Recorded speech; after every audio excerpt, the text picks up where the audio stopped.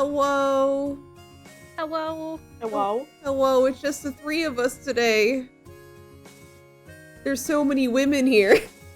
The girls' room. It's the girls' room. Yeah, welcome. Oh my god, I've been transported in time. Oh god. Yeah, it's girls' night. Hi. Welcome in Mon, thank you for being first. Welcome in Cows. I love cows. Hello. But yeah, so Maha and Tenten are not here, due to various reasons.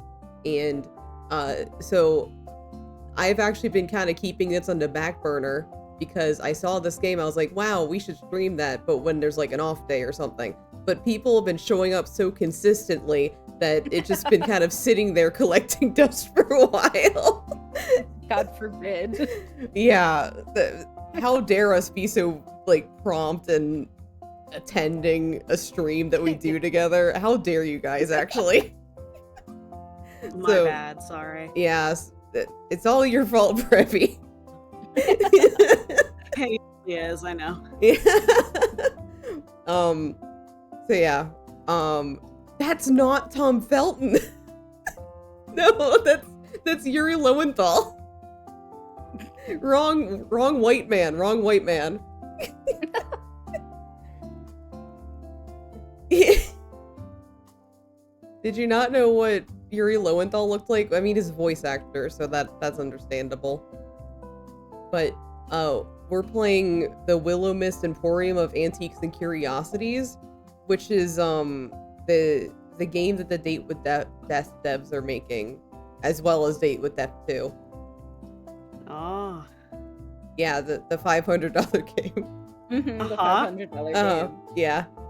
Yeah, so same dev, they're also making a Date with Death 2. But this is like the one that was announced first, and the demo's actually up.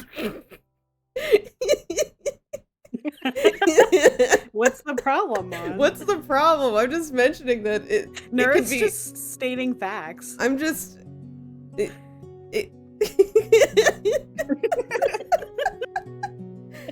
Yeah. Nerd's just stating facts. It's just facts.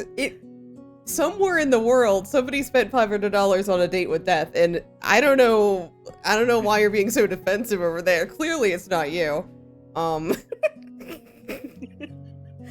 Anyway, so this is like a... me on girls' night. Hello! Hello, welcome to girls' night. Welcome! Bullying me! What do you mean we're bullying you? Yeah, like, it's not you, right? No, of course not. Who would ever do that? Okay, then we're fine. Yeah. So then why are we bullying you? Yeah, I don't know why you're accusing us of bullying when, like, it's not you, so why would you be in here? I don't know. I have to leave. Okay. Okay, bye. Okay, bye.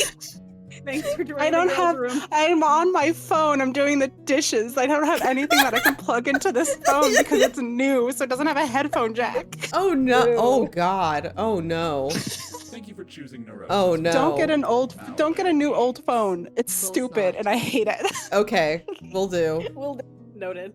Noted. Anyway, I love you. Goodbye. Love you too. Bye. Bye. Oh my god, Tenten, hi. Welcome to Goral's Night. Thank you for the resub, by the way. Hope you're doing good. We were just bullying Mon for something that wasn't a thing. Anyway, let's start. Didn't do. No, And had she didn't do nothing it. to do with her. Yeah, and that had nothing to do with her. Like, it's like that moment where you just like make a little joke on Twitter or something, and everyone's like, "Were you talking about me?" It's like, no. Oh no, game difficulty. Wait, hold on. Oh no. Difficulty? Wait. Oh, no. Oh no. Cozy and normal do not feature game overs being unable to pay your I'm bills, sorry. but hard mode does. Wait. How cozy do we want girls' nights to be? I don't know, like, how are you feeling for girls' night? So, I say we cozy? do normal. Okay. Yeah, let's do normal. We don't need any bad endings for not paying our bills, right? Not on girls' Not in night. a game. Yeah. Rise and grind. To my dearest Sprout. Sprout hardly seems like a fitting nickname anymore, does it? By now you must be towering over your mother. She always was a short little thing. Don't tell her I called her that, okay? I fear it would make our relationship even worse than it is now, if that's even possible. I digress. My dearest Sprout. It's been far too long since I last saw you. Still I picture in my mind a toddler with a mess of orange hair who insisted on wearing their rain boots on the sunniest of days. Who would remove their smock, lest they get paint on it. Who would turn their nose up at chocolate, but sneak carrots from the fridge when no one was looking. You always have had your own way of doing things, my dear. That is precisely why I'm entrusting you with my greatest treasure, my antique store, where it's Cafe Enchanté, except antiques. Hell yeah. Yeah, well, Love for it. the next 3 months, and yeah, oh wait, Oh. they're not dead, okay, alright. Oh.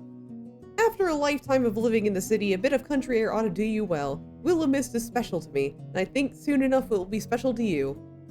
It has its quirks, which I'm sure you'll realize quickly, but it has a way of growing on you. Or perhaps it's the other way around, like a parasite, or maybe a fungus. Either way, I suspect you'll fit in just fine. I am only sorry I cannot be there to greet you. Responsibilities pull me away from Willowmist, but you don't have to worry about that. I'm sure you'll hear enough rumors about where I've gone to satisfy your curiosity. Trust me, whatever they say will be nowhere near as interesting as the truth. To find the store, take a left from the train station, then a right when you notice the breeze pick up. Then turn around and walk backwards for 7 steps, close your eyes and turn around again. You'll find it soon enough. This is just what people tell me when they give me directions. Yeah, this is all I hear. Honestly. Yeah, they're like, oh yeah, make a left here, make a U-turn at the nearest exit. It's like, oh, okay. I have an employee there waiting for you. He's not the easiest to get along with, but I doubt anyone could resist your charm. You're much like your aunt in that respect. Take care of the store, Sprout. Take care of yourself. And for heaven's sake, don't try and sell those vases with the bird on it. It's cursed. Oh. Okay. Oh. With all my love and faith in you, Aunt Sylvie. Yes, if you find a Florian napping on the job, make sure to tuck him in. He doesn't get enough sleep, that boy. Oh, okay. You felt a buzz in your pocket, the familiar sensation of a worried mother. The train continued shuddering along on its track in almost in a comfortable way. Mom? Darling. Oh. There's 2 of us. Go for it. Darling, won't you reconsider? I have 2 moms. It's such a big move. You always live nearby. You won't know anyone, so if anything goes wrong, your mom and I won't be there. Why not stay home? So I'm already nearly there, Mom. You worry too much, you do that. All right, I'll make them turn the train around. Damn. So if you can choose with the thing. Oh God, Tenten's not here. Oh no. Oh no, we got. Oh no, this is terrible. I gotta pull it up myself now. Oh, I feel. Oh no, this is unfamiliar territory to me. I have to look up a D3. Well, Mon. picked, Oh, okay, so. Mon. Guys, you gotta save me. I Thank you don't for know how saving to. us. I don't know how to do rolls by myself. Turn the train around. Turn the Okay. train around. All right. All right. I make them turn the train around. Operation: take over the train and force them to turn around. I think it might cause some trouble for the train behind us, though. I just don't understand why you left so suddenly, sad face. Aunt Sylvie needs someone to watch the shop. You know that. And didn't Mom tell you that too, Mom? Yeah, but well, I'm sure she has friends there. She also has family, you know, winky face. Won't you reconsider? Sorry, Mom. I love you. I love you and Mom, but I'm looking forward to a few months away from home. New What? people, fresh air, and a real job, winky face. You've never even worked at a store before, let alone ran one. Damn. Damn. Aunt Sylvie says someone will be there to help out. It's an antique store in a tiny town in the middle of nowhere. I don't think it'll be particularly busy. I swear you got your stubborn streak straight from your other mother, or maybe my sister. I don't know which. Don't tell me you married your sister, Mom. No, no! Anyway, okay, baby, just stay safe, okay? Don't walk about alone at night, and make sure to lock the doors and call me or Mom if anything happens. Of course, Mom, or damn, there goes my plans. I'm looking up a coin flip because that's a D2 technically. Is a coin flip. It is. Okay. All right. I flipped the coin. And damn, there goes my plans. Damn it, there goes my plans for bumping into the new love of my life on a dark, mysterious street after leaving my door unlocked. Don't say that in a dating sim! Not even a smile, not even a joke, not even a ha-ha. No! Oh, a train's about to pull up. I'll text you later, smiley face. Okay, I love you, XXX. Bye. Love you too.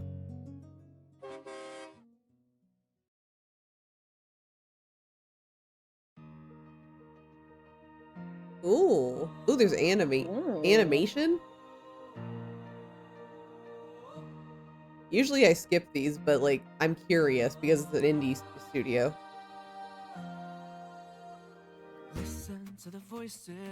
Oh! What a cutie. Cute! Cute. Every trinket has a tale. Every person has a story that is waiting to unveil. Something in me feels aware that there's this untold magic in the air. I can't shake off this feeling, this sweet mystery. Do you think you could date that guy? Or that guy? Oh my god. Maybe that guy? Maybe that guy. What if you could date all of them? What? What do you mean? Insane. Do you think you could date that one? Oh, wow. Organization 13 looking ass. Oh my god. Wow.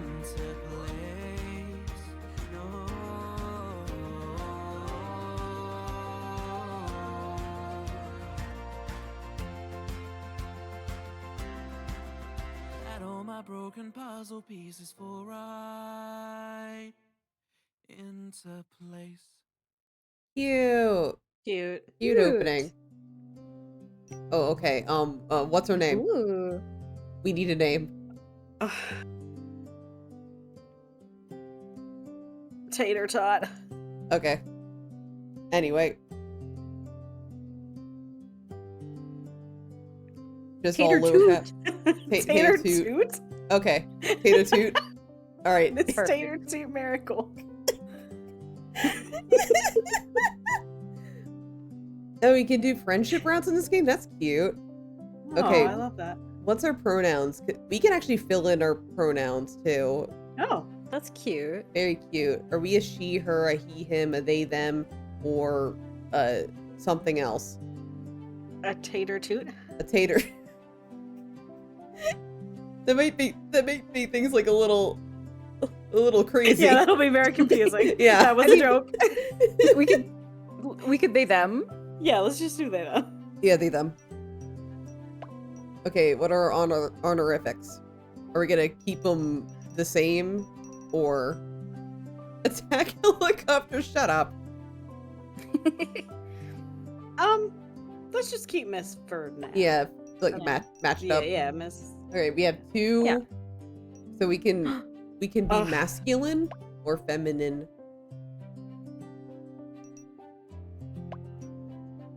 Wait, what does this one do? I don't know. I don't know. Try it. Oh, it's expressions. Oh, cute. I don't know. I'm oh, kind of wait. digging the mask. Oh wait, no. Yeah. She's cute. They're Oh. cute though. What is our favorite sticking out tongue one? Oh no, they're both cutie pies. Oh no, they're cute. Type 1. Type 1? Alright. You have chosen type 1.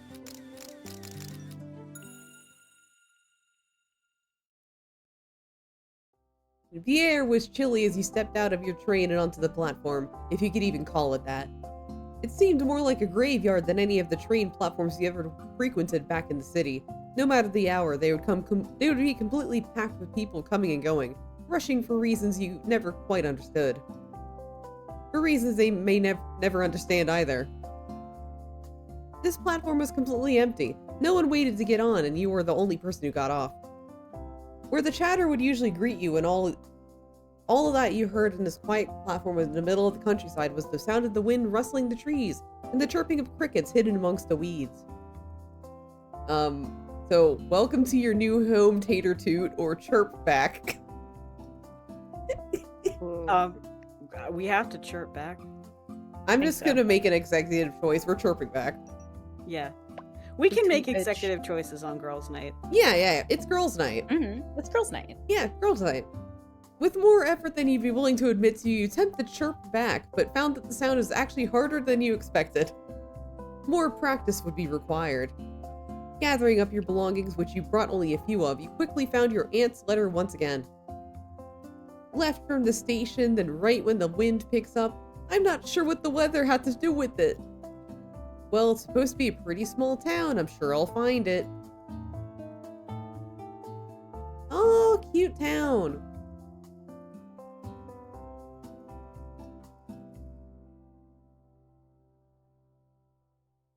Wow. From the way your aunt had described the quaint countryside town of Willowmist, you had expected 2 shacks and a farm, if you were lucky. Instead, upon taking a left when you exited the station, you found yourself at a town center that was significantly more vast than you first imagined. You smiled as you pulled up your suitcase up to a small flight of stairs, eyes searching around the beautiful facades and rural landscape. Music drifted out from somewhere unseen. It seemed almost like the sound of change, of newfound freedom from your 2 mothers. A few people passed you as you continued onwards, though for the most part you had the street to yourself. Even that was strangely foreign to you. Where you grew up, there was always people around no matter the hour. You took a deep breath into your lungs. The air was cool and fresh. The scent of flowers drifted towards you as the wind picked up, changing course. So, right now. You glanced to the right and found a street that ran away from the town center. What did she write? Turn around and walk backwards for 7 steps, then close my eyes and turn around again. You could have just sent me the fucking address. With a half chuckle, half sigh, you turned around and began walking backwards, hoping you wouldn't crash into anyone, though the chances of that seemed slim for at that time of night. 1, 2, 3, 4, 5, 6, 7. Slowly you closed your eyes, removing sight from the equation, then spun back around and opened them back up. And sitting before you was a quaint little store with a green paneling and a sloped roof, and a metal sign hanging above the door. It read, "The Willowmist Emporium of Antiques and Curiosities." There you are! I've been looking for you. You're even prettier than my aunt said. You reached down and searched under the doormat and quickly found the key that your aunt left for you. Its brass surface was marked with blemishes that all seemed to say how well loved this building was. The key turned in the lock soundlessly as he pushed the door open.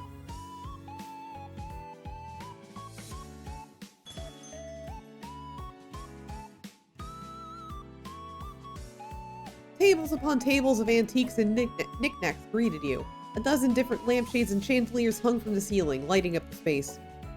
Wow. He sure has put together an interesting collection. Is collection the right word? It looks a little too chaotic for that.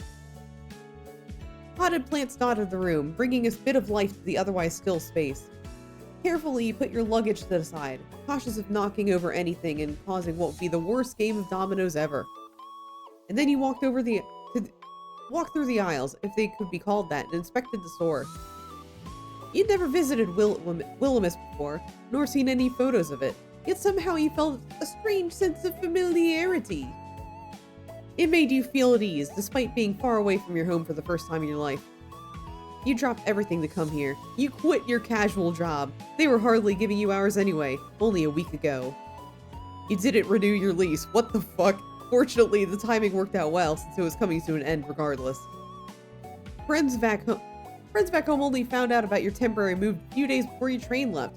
Honestly, though, you weren't that close to anyone. It always felt like the friends you kept around you had other friends they would have preferred spending time with. That seemed to happen as you got older. The natural drifting apart of people who you once clung to like your life depended on it. You needed a change. So here you were, in the middle of the countryside town of Willowmist, surrounded by rolling hills and mountain ranges you'd never seen before. If...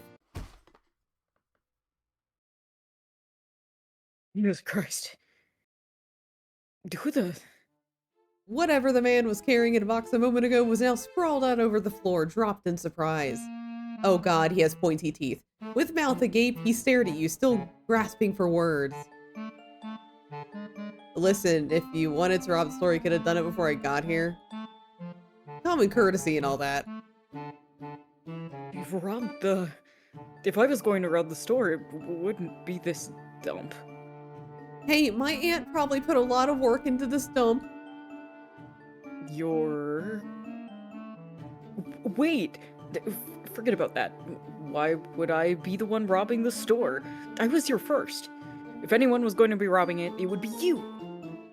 I didn't see you when I came in. I was in the storeroom. Can you prove it? Why should I be the one to prove it? You're the one who just waltzed right in here. The man sighed the most tired, exasperated sigh you'd ever heard, and the eye bags under his eyes seemed to give away who he was. Alright. You're Florian, aren't you? Unfortunately. And you must be Tater Toot. Last time I checked, yeah. Why are you here so late? It was the only train coming into town today. Didn't my aunt tell you I was coming? The same way she tells me anything. Vaguely. I don't even know what you looked like. You nearly gave me a heart attack. Then we're even. God, you're exactly like your aunt. Fucking great. I'll take that as a compliment. You shouldn't. So, what are you doing here so late, by the way? And what don't get along with the boss?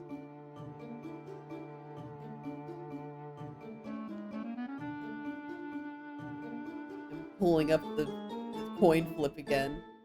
Do it. I'm doing it. Man, this thing loves tails. Alright, don't get along with the boss? You make it sound like you're not particularly fond of your boss. It's not like that. She's great and terrible. The nosiest woman I've ever met. Also, the best one. But that's beside the point. Did she at least tell you about the living accommodations? Nope. She really doesn't give details, as I'm quickly becoming aware of. No fucking shit. She really just left all this crap to me.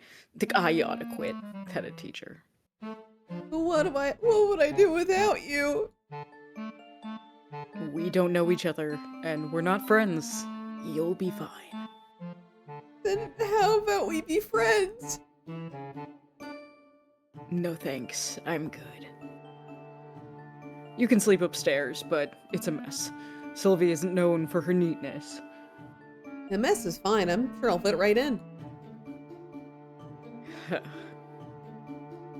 Whatever. Get some sleep or don't. I'll be working for a little bit longer. Do you need some help? From someone who looks like they don't know which side of a mop to hold? No. It's the side with the sponge, right? I'm kidding, it's a joke. I know how to use a mop. You've probably been traveling all day. Just sleep. You almost sounded care. I don't. I guess Sylvie didn't tell you anything about actually running the store either. I'm level 1, baby. Nope. She said you teach me. Like I'm some expert. I just wash the floors.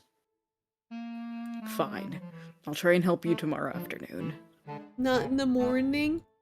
No. I don't do mornings.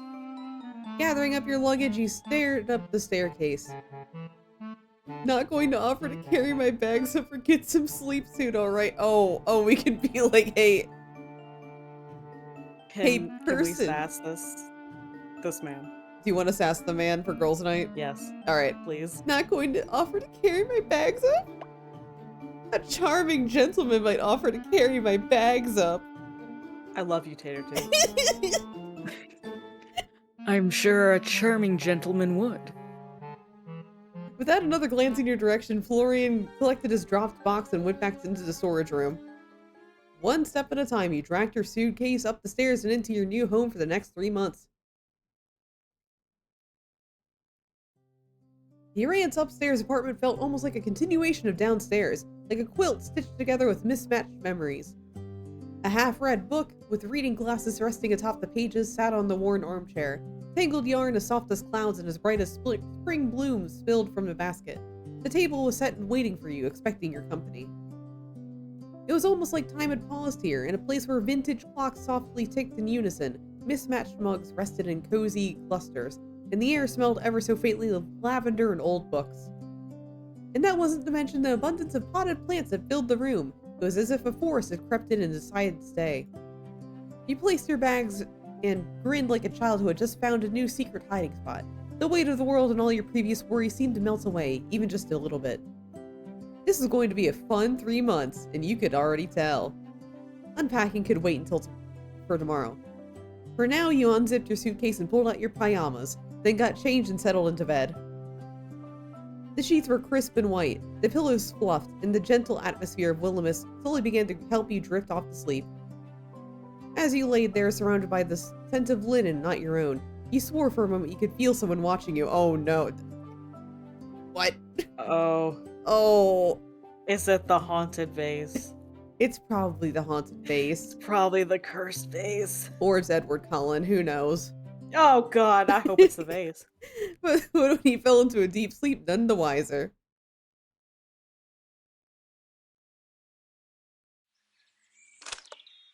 It's Tuesday.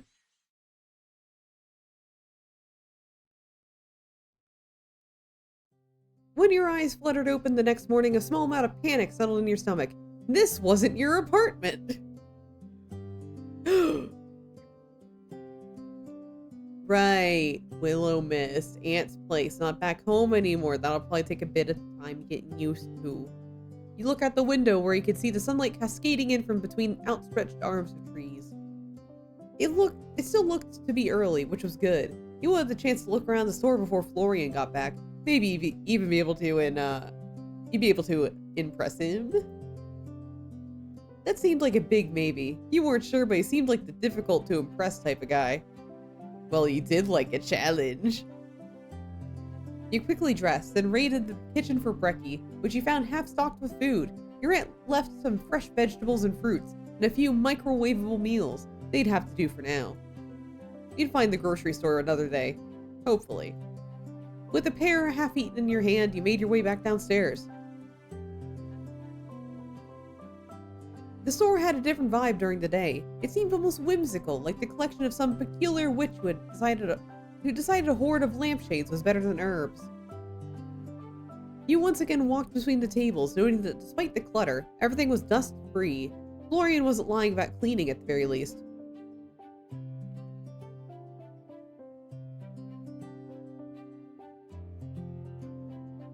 Walking up to the counter, you noticed a distinct lack of technology. There is no computer or electronic cash register there, only an old till that seemed to be an antique itself. All the accounts looked to be handwritten in a journal that sat upright in a book stand next to it. Either your aunt had a fantastic accountant or was committing tax fraud. Or maybe both. Still, the lack of anything electronic didn't surprise you. Since you were a child, she always wrote you letters rather than email or text.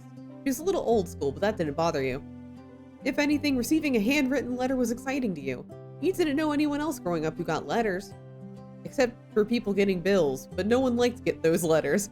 You understood that greatly now. Sitting behind the counter and looking out towards the shop, you felt an overwhelming sense of purpose. This was your aunt's treasure, and she was leaving it to you. Well, for a few months, but that was beside the point.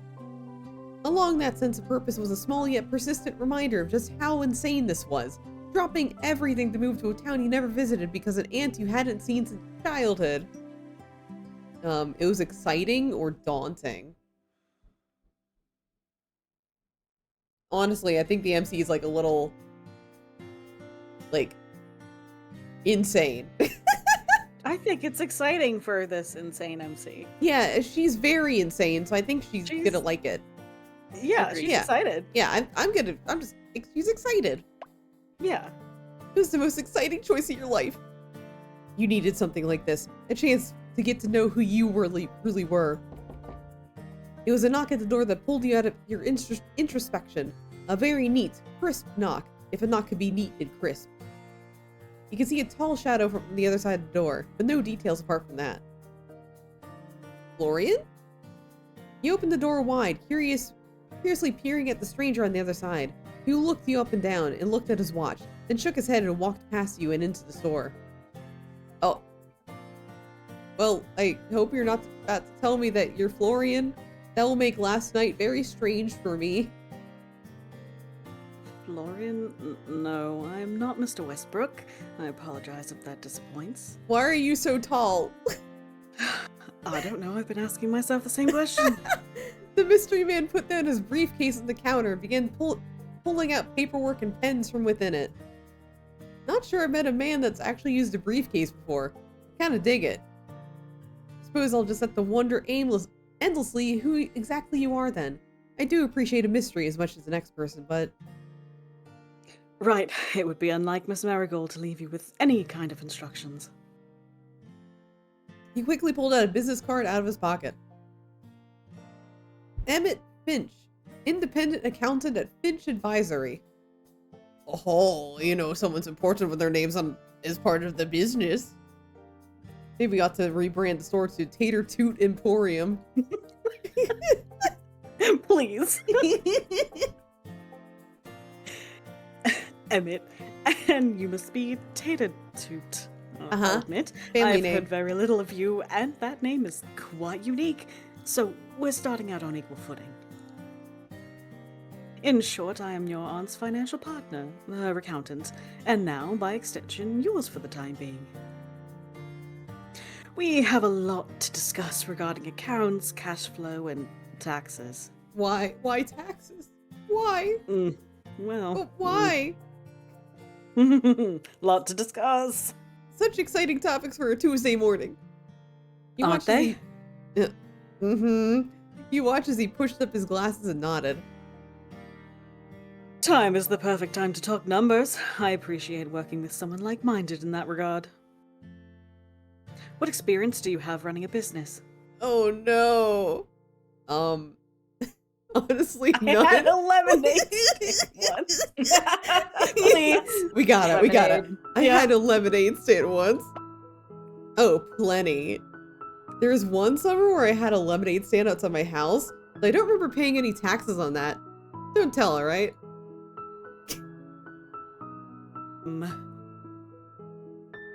Any actual tax-paying experience? What the fuck? You're insulting my experience? Like, with the proper business? Yes. No. Oh. Understood. It seems my role will be a little more hands-on than in previous months. I will bill Miss Marigold for the extra time we need to get you up to speed. That sounds expensive. Yes. All good things in life are. Quietly, you watch him shuffle through his paperwork before pulling out one specific sheet of paper. I'll be frank with you. Miss Marigold's accounts are dire. Despite my protest, she makes a little effort to remedy that fact. Sometimes I wonder whether she truly desires to own a business or not. Perhaps with you around, we'll see some change. Perhaps we won't. Time will tell. Do you just like dye that single strand of pink hair in your head? How long does that take? I don't know what you're talking about. Oh, you don't? Okay. Never mind. No. Oh, never mind. Wow, thanks for the overwhelming support. With you on my side, I know I'm gonna knock it out of the park. Can we go back to... You know what? Never No, mind. no.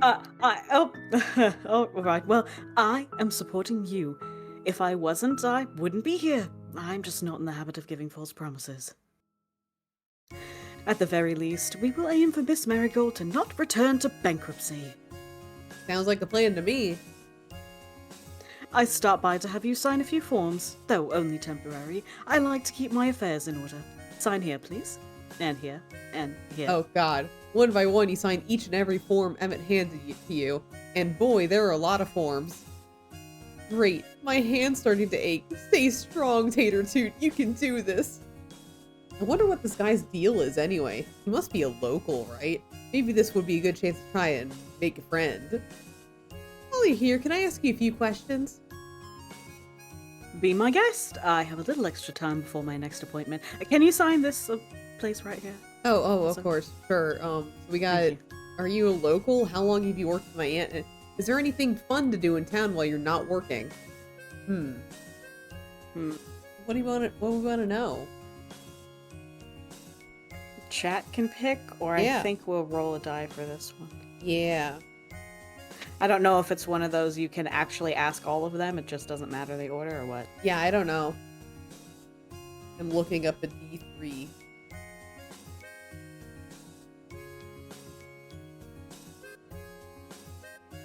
That's not a... Okay, D6 then. That works. Okay, alright, we're gonna ask, are you a local? Do you live in Willowmist? Yes, my practice is located close to here. You'll find my address on the business card I gave you. Have you always lived here, or have I happened upon another wayward wanderer like myself? I formed my practice here, yes. That's not whimsical. I mean, you personally, not your practice. I don't see that it makes any difference. Oh, okay. I am my practice. My practice is me. It's in the name, you know. Oh, no. Oh, we can just, like, go through all of them. Okay, good. All right. How long have you worked... How long have you been working with my aunt? It's been 84 years. Oh, God. He digs through his briefcase, nodding as his eyes scan various documents. Sorry, I misread that. It's just a year now, give or take a few weeks. How did you mix up a year with, like, 80... 82? It's felt a bit long, if I'm being honest. Oh, well, that might answer this next question. How's that been? It's totally satisfactory. Oh. Miss Marigold has had her accounts sorted, and I have been paid, so I believe that counts as a success. Oh, okay, all right. And, well, how has she been to work with? Why do you ask? I haven't seen my aunt since I was a child. I was just wondering what she's like these days. Oh, that's a bit deeper than I want to go. But she's fine enough to work with. Very memorable. That's all I'll say on the matter. Anything fun to do? Is there much fun to be had around town? Apart from doing taxes, that is. Well, that depends on what you find fun. If you mean theme parks and musicals, then you're out of luck. If you enjoy hiking, dining, or live music, then there's plenty of that. And there's always extra taxes. No, I'm down to try new things. I've already done taxes though, so that's not new. You can always do practice taxes for next year. That's fun. No, thank you. Well, I wish you all the luck trying them on your own time. Emmett looked down at his watch before setting his eyes on the door. I'll stop by in a few days to go over paying your bills and keeping the lights on. Until then, keep your accounting in the journal at the counter, and I will assess it when I return. I'll try my best. Apologies if they're not quite up to standard, but I'll have Florian here help me. Hopefully. Actually, is there any good brekkie places around here? My aunt left a few things, but I'd kill for a nice breakfast while I'm waiting. There's quite a few decent establishments. Well, are you hungry? We could grab a bite and have a mini tour of the town if you're up for it, ooh. You killed it, Tater Toot. There's no way he can turn you down now. Emmett adjusted his glasses again, his expression impassive. What was that part at the end there? No, That nothing. noise you made? Eh. Well, unfortunately, I'll have to pass. I'm paid for doing accounting, not for eating breakfast and tours. Have a good day, X Marigold. Just like that, he gathered his briefcase and walked out the front door. The chiming bell's the only reminder that he was there in the first place. So cold! Aren't people from the countryside supposed to be super welcoming? Meeting Florian and Emmett seems a bit harsh. Huh? He spun back around to the doorway after hearing the bells, but found no one there. Strange. With a shrug, you found yourself turning back towards the store. It would still be a few hours until Florian turned up, so you decided you might as well familiarize yourself with the items around the store while you waited.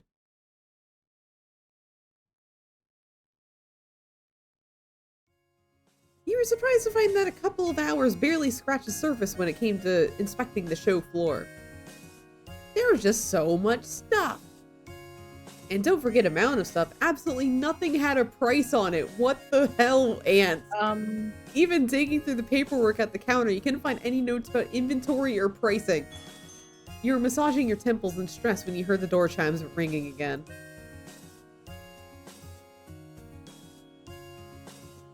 Hi. Wow, he really doesn't want to get sunburnt. Like the get up. Thanks. I don't like the sun. I can see that much. Did you manage to get some sleep? I guess. Huh. Huh. Are you going to ask me how I slept? If I have to. And if I say you did? How did you sleep? Oh my god. You couldn't sound any less interested. Funny that. Well, I'll pretend like you actually care then. Surprisingly, I slept really well. The bed was super comfortable. How fascinating. I'm happy for you. Really. Oh my god, are you? With a Yeah. With a sigh, you watch Florian drop his satchel bag behind the counter before removing his various mismatched accessories.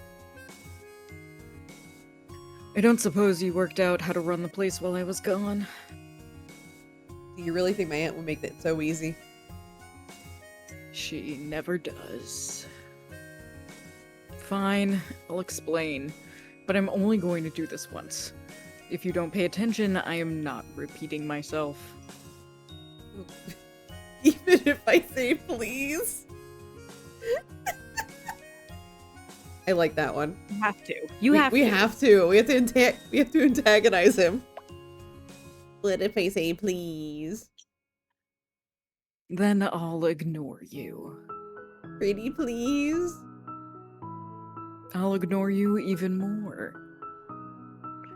We'll buy things for cheap and then sell them for more. That's pretty much the gist of it. Huh. And? And what? That's all you're gonna tell me? What else is there to tell you? That's how it works. I know how stores run, Florian. Then why am I bothering to explain it to you? Gotta give me more details than that or I'll run this place into the ground. I guess I do need this job. Fine. Buy stuff, sell it for more. Also, keep it clean, or no one wants to come in. Right now, we're pretty much out of rubbish to sell, minus a few things I put behind the counter. What? I thought you were going to listen to me. How can we nearly be out of things to sell? There's stuff everywhere. You watched him as he looked around the room and then shrugged. They're just your aunt's decorations. Where's the store? All this is decoration? I guess. I don't know. I don't make the rules. I just help out. That's crazy. How does anyone know what's for sale and what's decoration? No. Fine, it's all just for looks. I can deal with that. How much do I sell things for then? Whatever you want to sell them for. How would I know that? I'm not an antique salesman. Well, you better become one quick then, if you don't want to go broke. I have $50. Sounds like you're broke. Oh, what have I gotten myself into? A mess. I wouldn't take your job if my life depended on it. Good luck. Just keep track of how much you buy shit for in that journal on the counter. You should be able to eyeball how much things are worth, but you'll get better as you go. I mean, probably. You can probably just adjust the price later if shit's not selling, but so, it doesn't really matter. Let me see what we've got then. Checking behind the counter, you notice a handful of small knickknacks. They weren't much compared to the rest of your aunt's decorations, but they'd have to do. Alright, then, well, now what? You're the boss. I like the sound of that. Are you gonna call me Boss Tater Toot? Absolutely not. Oh. If anything, I'll probably just call you Little Miss Toots. Don't do that, please. Or Toots. It's No, like that's worse. Oh no, that's worse. Wow. Well, you'll only do that if you have to talk to me, right? He just shrugged. Fine. It's probably for the best anyway. You wouldn't want all this power to go to my head. He shrugged again, then found a broom and began to sweep up the already clean floor. There were already a few people hanging around outside.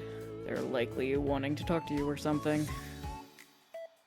You're not a celebrity, are you? That's the last thing I could bother with. I could be, or nonetheless so ejected. Are we famous? Let me get the... Oh, shit, coin flip. We need a coin flip. Okay.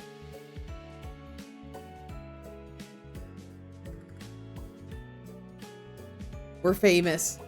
Heads. I could be. I could be. I think this game just wants to give Florian attitude, and I love it. Yes.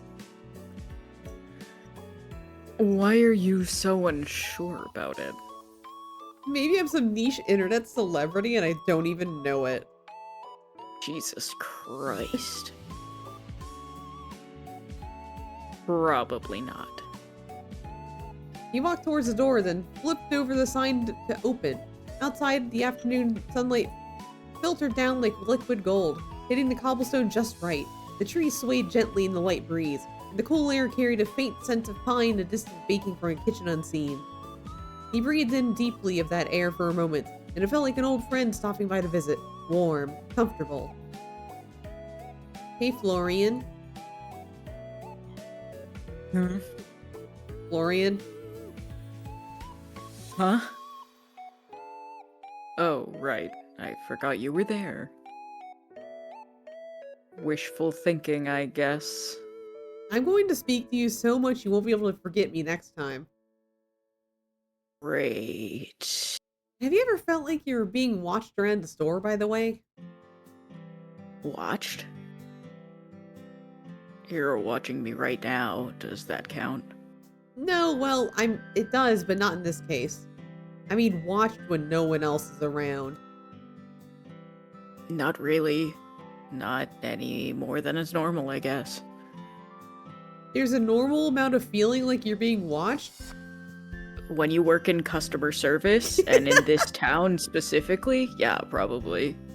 Huh. I was wondering something, by the way. Did you grow up here? Yeah. Never chose to leave town? Nope. Nothing out there worth seeing. Have you ever felt like being stuck in one place is like being in a cage? He paused at that, actually thinking. I guess the cage is pretty comfortable. Don't say that. You're in an Atome game, sir. Oh no. I think that's why I came here, really. I wanted to help my aunt, of course, but the winds of change pulled me here. It pulls a lot of people here, I think. Really? Yeah. A lot of people who don't fit in anywhere else. Maybe that's why I'm here then. About it. Huh? You look like you'd fit in just fine. You're muttering. Don't worry about it. You got family?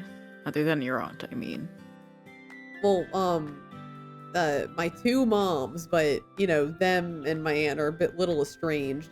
They haven't spoken in years. Have no clue why. Huh. Usually people can't resist her. Oh, she's popular like that? I mean... no. Do you have a crush on my aunt, Florian? Oh my god. Excuse me? No.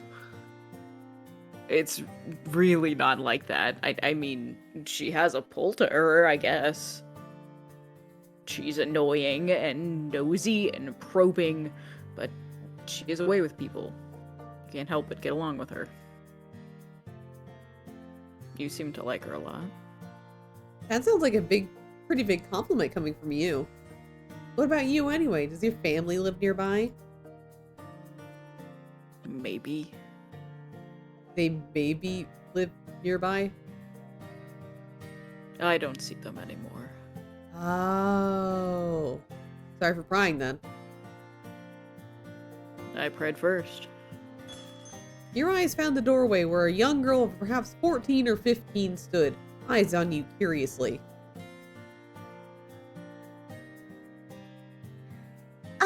You're not Granny Sylvie. Hi! Granny, or I could pretend to be if you I'm sorry. like. Oh my god. We gotta pretend. Can We gotta pretend. Yes, Yeah. please. If you'd like, I could pretend to be. You got the next one, Tenten. I guess if I squint, you kind of look like her. Nah, maybe not. The way you stand is different. I'm Tater Toot. Granny Sylvie is my aunt. I'm just helping run the place for a while. The girl studied you, crossing the room with a strange litheness to her movements. Standing before you like that, she leaned in close. Hi, Vienna. You know, like the sausages. Sometimes people call me BB. You look very interesting, you know? I like the way your nose joins your face, and your eyebrows are cool. Well, thanks, Vienna sausages. I like your eyes. Wait, no. You have heterochromia or are they contact? They've always been this way ever since they were. You know, ever since they've been this way. Okay. Hey, you sell things, right? Pretty things, cool things. It's my mom's birthday tomorrow. She likes pretty and cool things since she's pretty and cool. Can I buy something for her here? Why don't you have a look around and see if anything catches your eye? Just know that most of this shit's not for sale, kid. Oh. Wait, you have eye catchers here? Oh god. Okay, I'll be really careful then. Just like that, I need both of them. She left you standing there, slightly bewildered, but Florian had made his way from the commotion. When his eyes met yours, he gave you a thumbs up and mouthed, "Nice nose." Your hand went up to your nose. Really, it was a nice nose.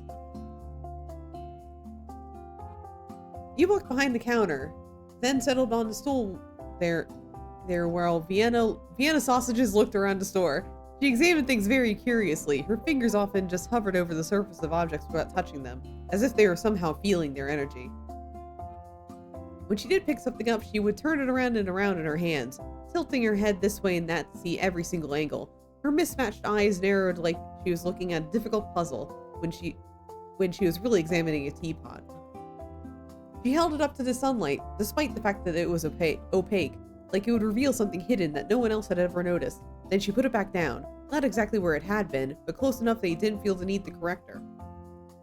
The strangeness of it all brought a smile to your face somehow. After a morning with Emmett and Florian, she was something fresh. Found anything? I can give you some suggestions too if you tell me a little about your mom. She's really good at finding things. Not just like keys or socks, but things you don't know you lost. Like hope or patience. She has to find that a lot. But she's really good at finding it. Oh, she laughs at colors too. Bright colors. Happy ones. And her hands are always warm. That's interesting.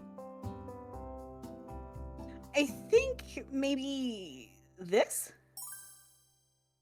A handmade shell necklace. Oh.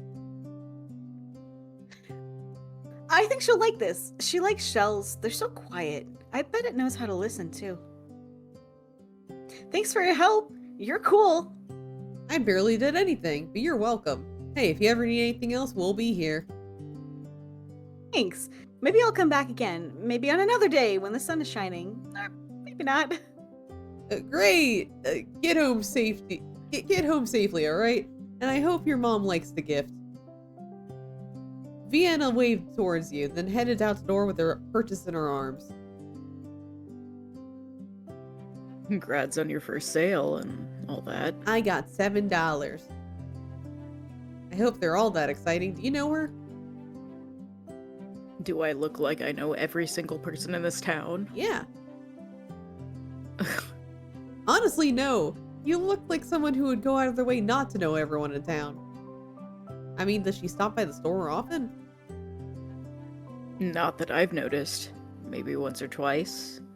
Oh, I'm usually in the storeroom. I can tell. You look like you might need to get some more sunlight, mister. No thanks. I burn easily. They sell things for that, you know, sunscreen, aloe vera. Why do you care? I don't really. My aunt said to look after you, and if I said I'd fallen hopelessly in love with All right. you. Okay. 10-10. You know the option. 10-10. Okay, 10-10, yes. 10-10 has to pick. 10-10 has to pick the correct option. Yeah, there's a correct option here. 10-10, you can't fucking let us down. Please. We're counting on you. Please. God, this dev's so good. They are so funny, yeah. So funny.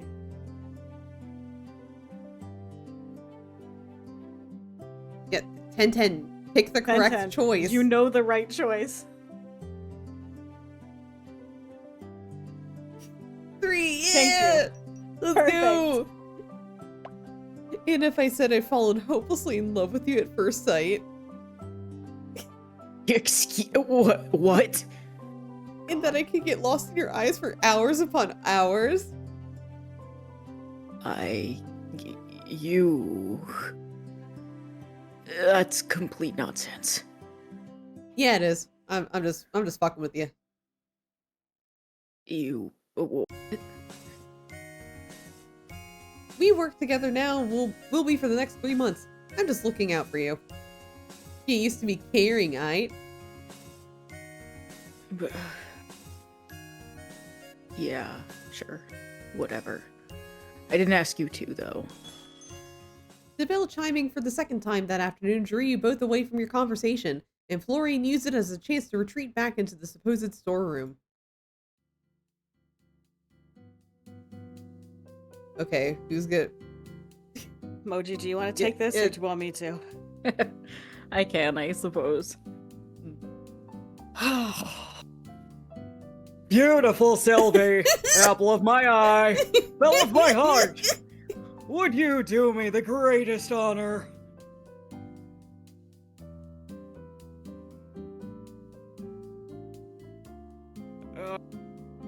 Of, The man before you wore this long wild hair back in a loose ponytail, and his shirt perhaps one button too far undone, depending on who you asked. He was down on one knee, as if about to serenade you with the world's most beautiful poetry, or ask you to marry him. You're not Sylvie, I see. Though I can sense her genes a mile away. You must be Tatertooth. You watched him spring to his feet. He was certainly far more sprightly than he looked, and walked forward to put a hand on your shoulder. I've heard so much about you, and even that's not enough. He reached out to shake your hand smoothly, his energy contagious. I'm sorry if I love to return the favor, but you are... So the lovely owner of this store hasn't yet had the chance to mention me. That sounds quite like our Sylvie. Quinn Bakerland, at your service. Occasional poet, but full-time chef. And you and my aunt are... Ha. No. You must understand. You misunderstand. Is she the most beautiful woman to ever grace this town? Yes, of course! Does my heart become a flutter when she walks in the room? Certainly, without a doubt. Do I near fall to my knees every time she speaks my name? That should be obvious! Where was I? your relationship with my aunt? Oh, right. Yes. We're dear friends. Is that what they call it now? Right. Friends. Well, it's nice to meet you, Mr. Bakerland. Please, call me Quinn. Family to Sylvie is family to me. Friend. Okay, Quinn then. I'm sorry to be the bearer of bad news, but my aunt is actually out of town for the next few months. I'm just here helping while she's away. My heart shatters into a million pieces once more. But that is hardly your fault. I should not ruin such a momentous occasion. I've never met any of Sylvie's family. You must be very special indeed. I wouldn't say that, or really close despite the odds. You know, just lie to his face flat out, because we know that we don't know anything about our aunt. I don't know about this one. Well, the coin flip said that we're gonna lie to his face, so... Cool. Yeah, alright. We're really close despite the odds. To be honest, I haven't seen her since... Okay, we're not entirely lying. To be honest, I haven't seen her since I was tiny. I guess it's special that we're close despite that. From the way she speaks of you, she thinks of you incredibly highly. What did you want my aunt to have the honor of, then? This is most fortuitous. There's no one that could take our lovely Sylvie's place but you, of course. Are you fond of fine meals, beautiful atmospheres, and live music? Yes, and yes. Divine! I have a restaurant just off the main street. I've created a new dish.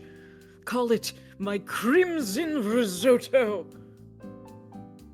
Roasted beets, rich vegetable broth with a swirl of cream, and topped off with mushrooms.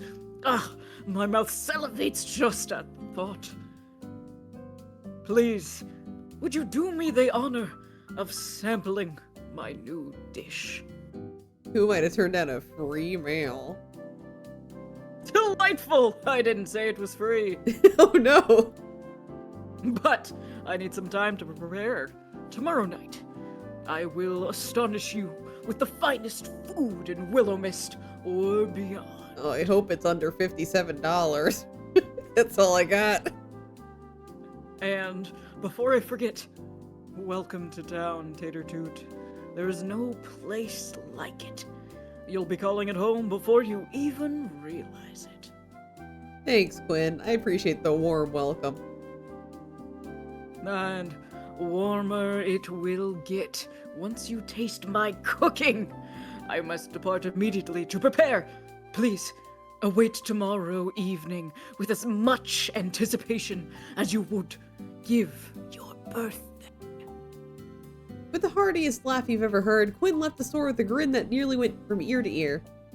The soft, near evening sunlight drifted through the doorway as he left. Pulling out your phone, he noted the time, 5:03 p.m. Ah, shit.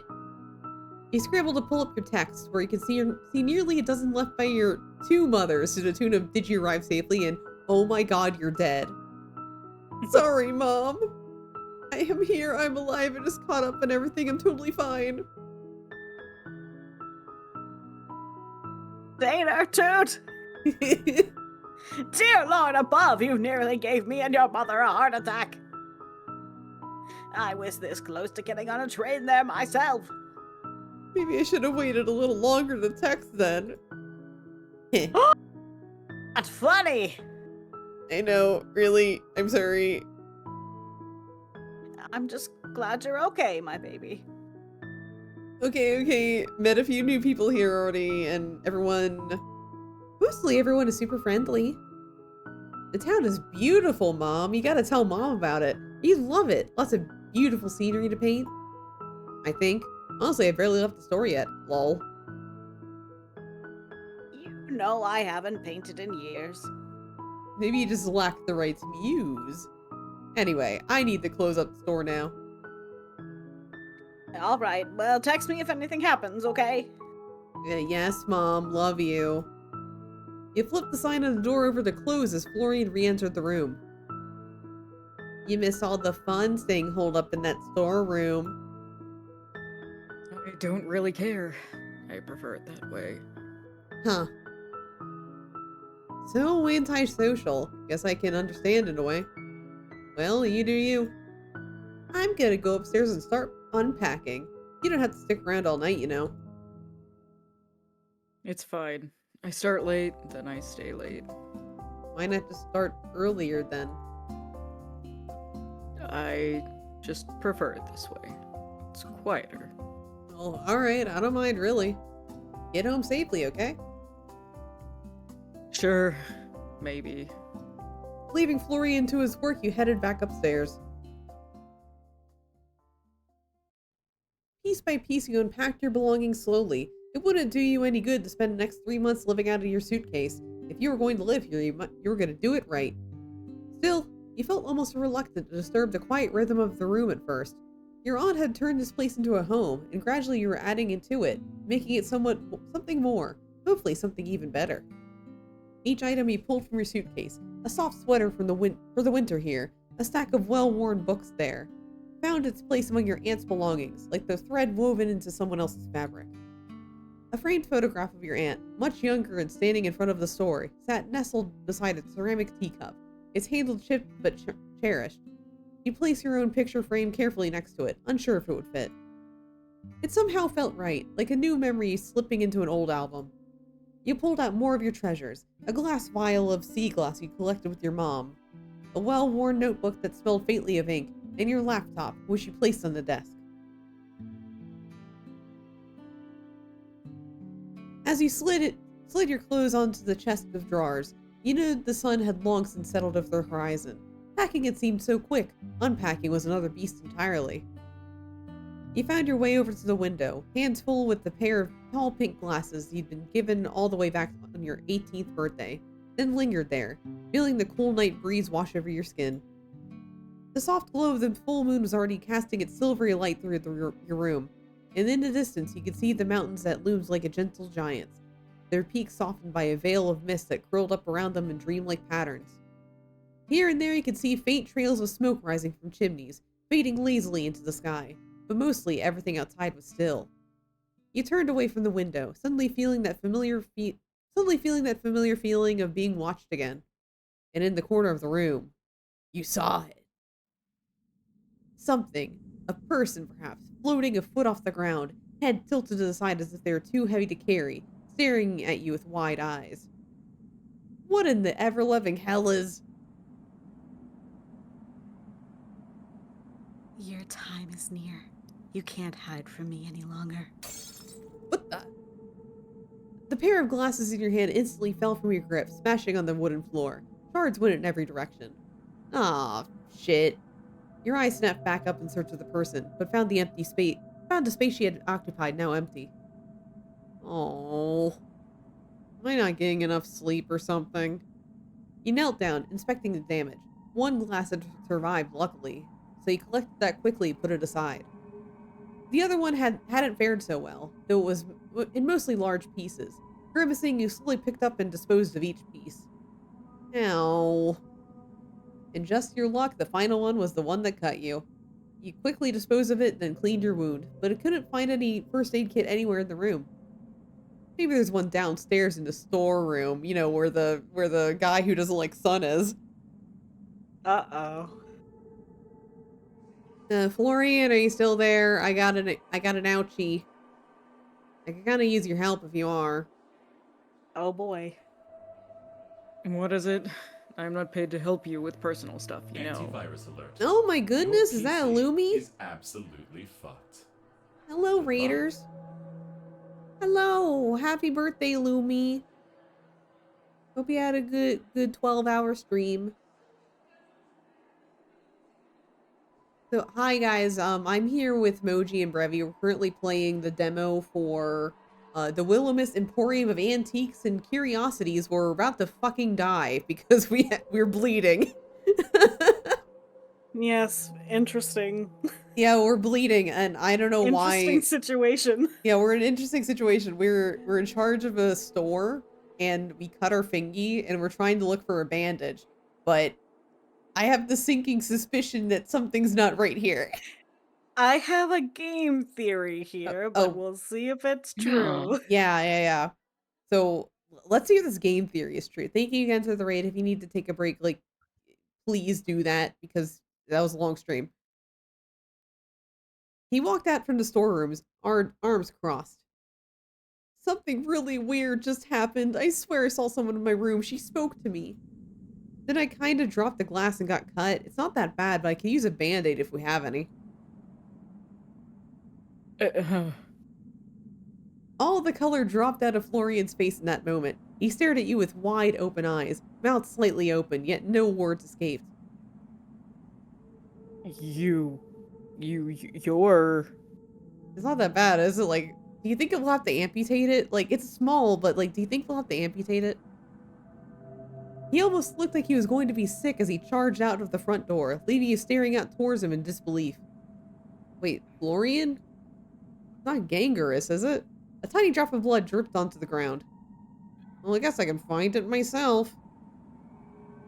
It didn't take you long to find the first aid kit. Urian had decided to forego the usual plastic box with the cross on it, and instead had picked out an old wooden chest. It was a little scuffed and weathered, with brass hinges that creaked when you opened it, but it was very much stocked. You found bandages of all sizes, neatly rolled gauze, and adhesive strips in patterns ranging from plain beige to princesses and knights. You also noticed a few other slightly more eccentric additions. A small vial of silver dust, labeled for curses, a flask of dark red liquid, labeled emergency, F only, a broken mirror, which you made sure not to touch, with a note attached that read, for illusions or lies. There's also more of what you had expected to see, herbs, powders, and other natural remedies. Your aunt was into that kind of stuff after all. You pulled out a plaster and quickly stuck it on your hand, but fortunately the bleeding had already stopped. It wasn't that much worse than a scratch, luckily. So, are we gonna look for Florian or check around for the ghost? Oh boy. Uh-oh. Oh, that's a tough one. Yeah, it's tough, right? Also, my game theory is 90% confirmed, but you know. Oh man, I think in order to find out about your game theory, we do have to look for Florian, though. We do, but there's also the ghost. There's also the There's ghost. also the ghost. Chat can pick. Yeah, so chat, there's a there is a redeem on my channel called Grab the Controller where you can like decide exactly what we do.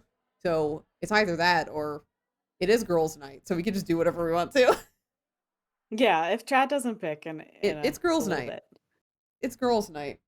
But if chat really wants to, you can pick what you want. But also it's girls' night.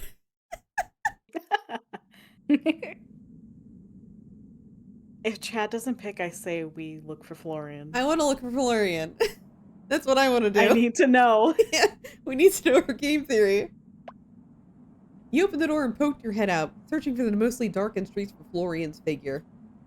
No matter where you looked, though, you couldn't see him. It seems like he didn't just step outside. He was gone. Damn. Oh, I didn't mean to upset him. I'll have to apologize tomorrow. Giving up for the night, you headed back upstairs and into your room, then settled into bed. Just like that, you fell asleep surrounded once again by the unfamiliar scent of the store. Oh. Damn. Damn Boo. it. I want to know if the game theory's correct. Who the... Your eyes shot open to the sound of someone banging on the door downstairs. With a bleary sight, you look towards your phone. 6:04 a.m. Not Florian, then. I'm getting up. The banging on the door continued. It got louder the closer you became. Stranger, too, because it sounded less like someone's fist and more like a hunk of metal. I'm coming! No need to break the door down. Oh my god. Hello? Hello? Hello? My liege, I humbly kneel before you as both protector and servant. From this day forth, my life is yours to command. I, Dame Lucille de Rosario, of the Order of the Crown, do hereby swear an oath upon my honor and my blade. No harm shall come to you while I yet draw breath. Your enemies shall be mine, your struggles mine to shoulder. What the hell? The mysterious knight lifted her head, looking directly towards you. You thought. It was hard to tell with the whole helmet thing going on. Even if it shall cost me my life, I shall stand by your side. I ask for nothing in return but the chance to serve a worthy cause. By my oath, I shall be your steadfast shield and your loyal sword. Huh? It's 6 in the morning. We have to do it. We have to do it.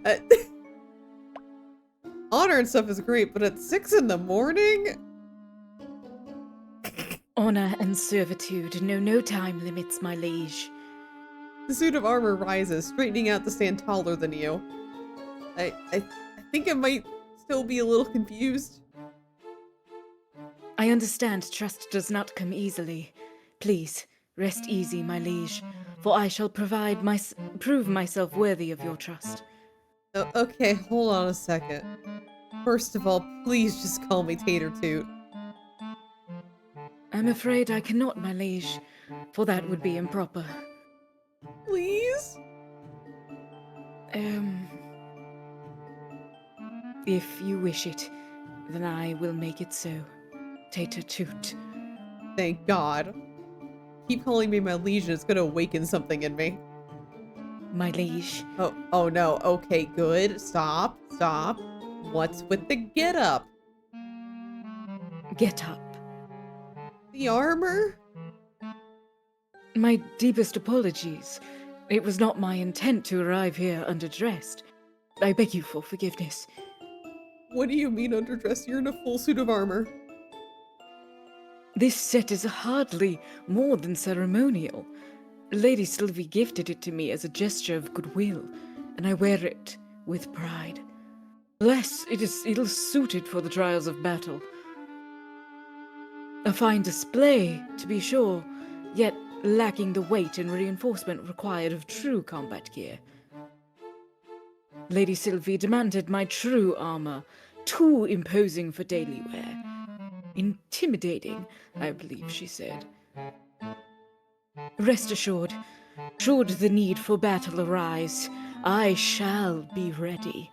The armor gifted by Lady Sylvie may shine with splendor, but my true steel lies close at hand, prepared to serve.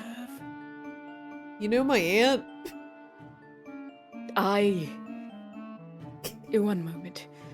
The knight tilted her head slightly, then reached up to pull the helmet free from her head. For a moment, her face was obscured by the shadow of the morning light, but then she shook her head. Oh. He watched on in amazement as waist-long hair tumbled free in soft waves, brushing over the polished shoulders of her armor, framing a serene, resolute face. Her eyes met yours, clear and steady. Holy shit, where'd all the hair come from? I feel like there's so much to unpack here. Please forgive the dramatic display, Tete-a-toot. Helmets do little to flatter, but duty requires practicality, even at the cost of appearance. To answer your previous question, before making your acquaintance, I was in service of Lady Sylvie. With your arrival, it passes on to you. Do not fret. I will not stand in your way. You will hardly know I am here. But while you are in this town, I will protect you and this store with my life. I'm not totally sure that will be necessary, but thanks? I am but a humble servant. Your thanks is kind, though unnecessary. He watches Lucille, now helmetless, takes her place beside the doorway, sword strapped to her hip. I must also beg your forgiveness for not being present upon your arrival. I have had troubles with one of the contraptions in my place of living, what Lady Sylvie calls my apartment. A contraption? Yes, a magical device that produces water, as if from thin air. I believe a curse was put upon it. The water began to flood as far as the eye could see. Fortunately, a sorcerer removed the curse, and now it works as intended. Does she mean her sink broke? So, okay. You work with my aunt, but your sink broke yesterday, so you couldn't come to greet me. That is correct, indeed. So you live nearby? Yes, though I am not originally from this town. Oh, me either. We have something in common. One thing. I hail from the kingdom of Valinde, which was once present in these lands.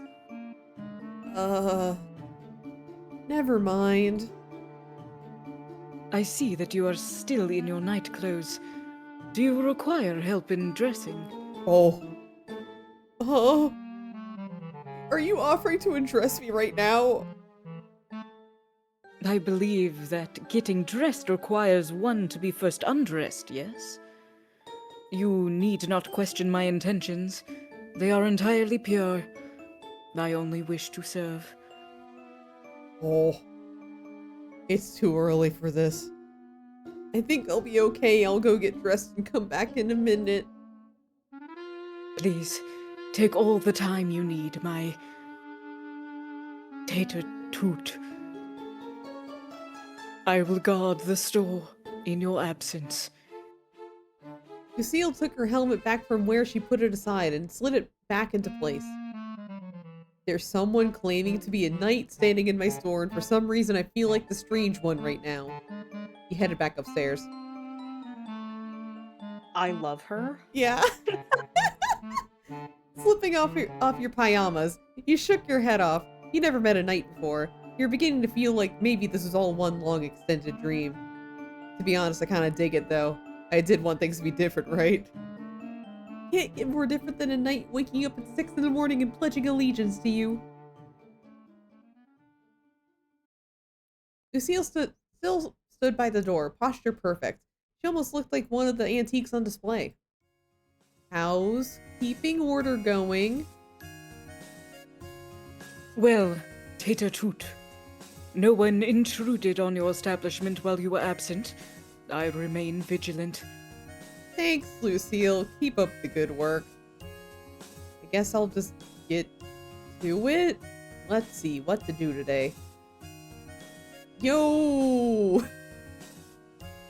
We got gameplay. Okay. Has a hidden value range. Your job is to pick a price within the range. Pricing might feel like guesswork, but it'll get better. Smart skills help you estimate prices more accurately. When you're stupid, you'll only have a rough idea of what something's worth. Okay. Okay, 4 normal, good, and perfect. Alright. Okay. Cool. Alright, Okay. cool. Okay. Alright.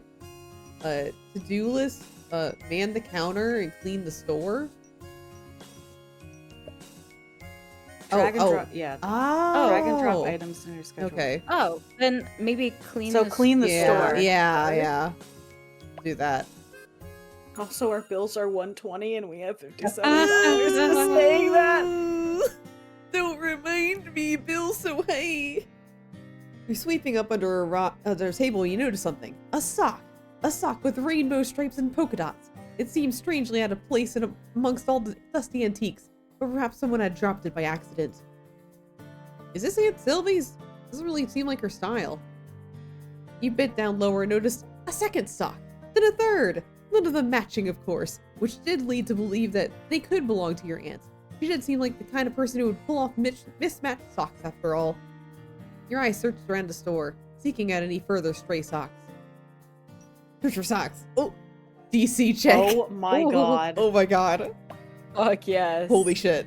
Okay. A +1. Please. Oh. Hey! Oh yeah. Yo! Let's go. There, peeking up from beneath a stack of old magazines, you searched under and pulled out another sock, this time decorated with cartoon penguins. And then you notice another, and another, all in a almost suspicious line leading you to... There, at the edge of the counter, a basket filled to the brim with mismatched socks. You tipped it upside down and watched as dozens, then hundreds of socks began to spill out and cover the counter, then the floor. You flipped the basket back over to find that it was just as full as when you began. No worse for wear the massive avalanche of socks that had covered the entire storefront. I guess someone would find infinite mismatched socks useful. Oh my god. My god. Mismatched sock basket. Projected worth $17 to $140. Jesus Christ. Oh god. Holy shit. Oh good, our cleanliness increased. Yeah. That's great. The door chimes rang as someone, clad in protective gear, once again entered the store. You look down at your watch. 11:58 a.m. Perfect time for a break. Morning. I found socks! Sir Florian, one can hardly call it morning any longer. Do the morning sun's rays offend you so grievously? You cannot bring yourself to join us until they have waned. Lucille crossed her arms, a distinct sound of metal scraping against metal. She looked menacing like that, with her helmet still on. Florian just shrugged. It didn't seem like he found her menacing at all. Yeah, nice to see you too. I don't know why you're all acting all surprised. I've always started in the afternoon. Look at them both, covered from head to toe. A night rises with the dawn, ready to meet another day's challenges head on. Yet you appear content to let half the battle pass you by. I'll leave the night shift for the night, if that's all right. Lucille placed her hands on her hips, tilting her helmet-covered head slightly as if considering him. Do you not feel some obligation to lend your strength to the morning's labors? The store requires diligence at all hours, not merely those convenient to you. Luckily you're here then. I don't do mornings. If Sylvie doesn't care, I don't know why you do. Very well. If your current arrangement serves the store well, I shall not press further. But do consider your efforts, no matter the hour, reflect your honor and dedication to this establishment. I don't think mopping the floors is all that honorable, but sure, whatever. Honor comes with every job, Sir Florian. Whether one wields a blade or arranges wares, it is the spirit in which the task is performed that matters most. Do carry on then, but know that the dawn is the most inspiring sight you should ever choose to witness it. Yeah, I know. Maybe one day. Good. I trust we shall work together most admirably today.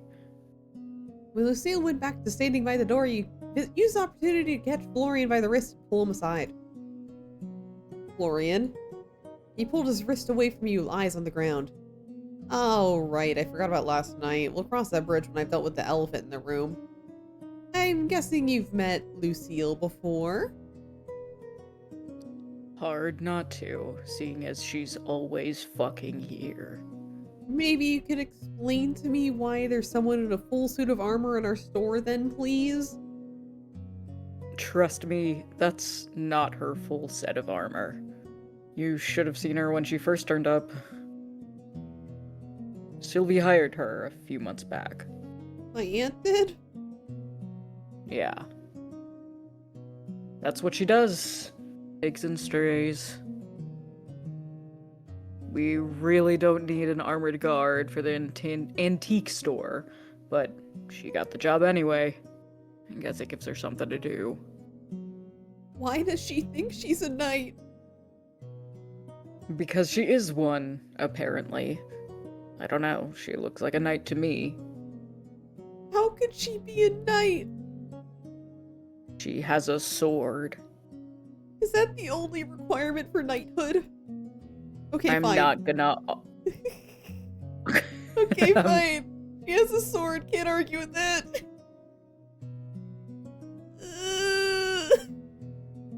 Yeah.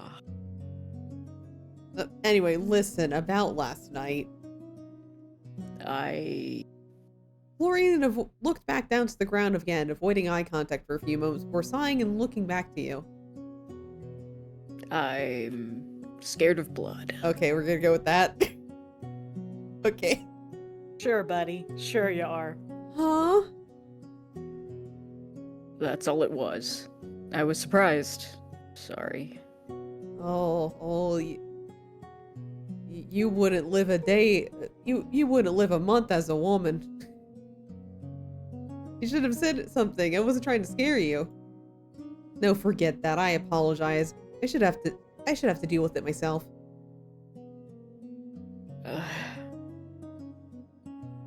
Come here. Florian grabbed you by the wrist. It was a light touch. He was careful not to hurt you as he pulled you towards the counter. Then he left you for a moment before returning with the same first aid kit you used yesterday. Have you procured an injury, Sir Florian? Shall I fetch a physician? No, I've got it handled. I'm fine, Florian. It's a tiny cut. I already fixed it up. You're supposed to change it twice a day, I am? so it heals properly. Huh? I didn't know that. I guess I'll... Just sit down. He dug through the wooden box, pulling out some antiseptic and a new bandage. You really don't need to. I should have been able to do this much. I'd have to. Sylvie says I should do shit like this. At that, you shut your mouth. Florian looked so serious in that moment, like this was about more than just a band-aid. He sat you down on the edge of the counter, then peeled away your old bandage after putting on a pair of disposable gloves. Florian grimaced, almost putting up his nose at the sight of your cut, which really wasn't too bad at all. Luckily, it also didn't hurt. He sat there quietly as he performed his tasks like a ritual. putting the antiseptic on your cut, which stung like a bitch, then covering again with adhesive bandage. Thanks, Florian.